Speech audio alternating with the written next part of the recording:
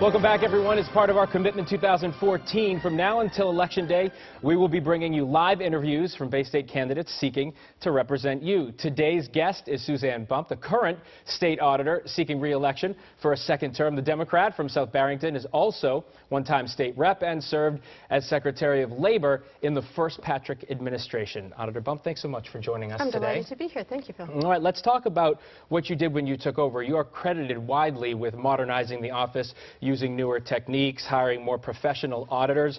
I would like to talk about one specific audit, the audit of DCF. Right. If our viewers have not heard about this, no doubt they will be shocked by the number. 119, your audit found 119 registered sex offenders' addresses match that of daycare providers.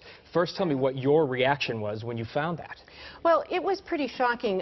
What was even more fundamentally shocking, though, than the number was the fact that until we asked the question, nobody was asking the question. It wasn't required for daycare licensees, operators of daycare facilities, to determine whether there were any registered sex offenders in the area.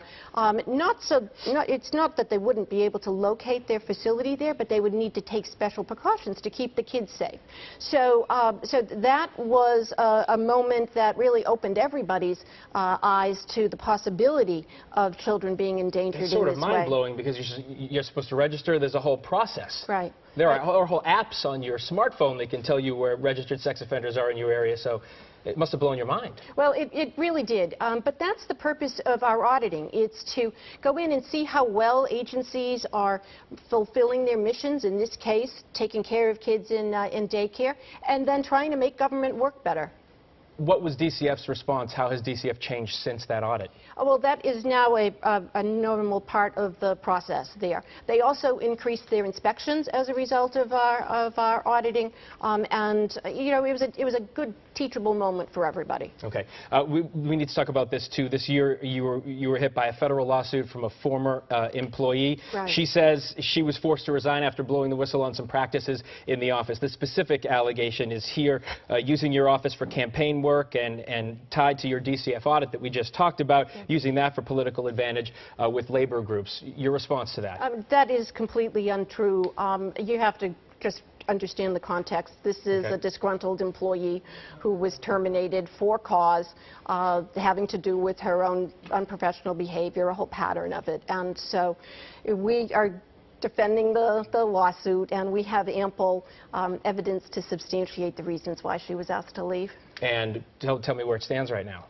Well, we have, she filed her complaint. We filed our response. I think we are in the phase now of listing potential witnesses, but there's also a mediation date for, I think, late in November. Okay. Question number 3 on the November ballot would repeal the casino law. Where do you stand on that? What do you think about it? I'm going to be voting no. I think that the legislature and the administration did a good job of balancing the benefits of casinos, that is in terms of revenue for the Commonwealth as well as job creation, with recognition that there are traffic impacts and potential addiction impacts that need to be addressed, and the law does that. And you're talking about the benefits. You can look at something like Atlantic City. Do you think that it will bring the money and the jobs that they're talking about?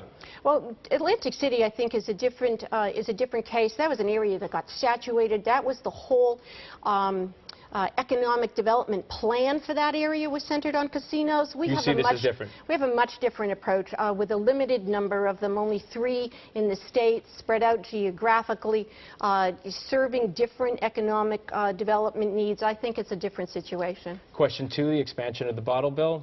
Good arguments on both sides?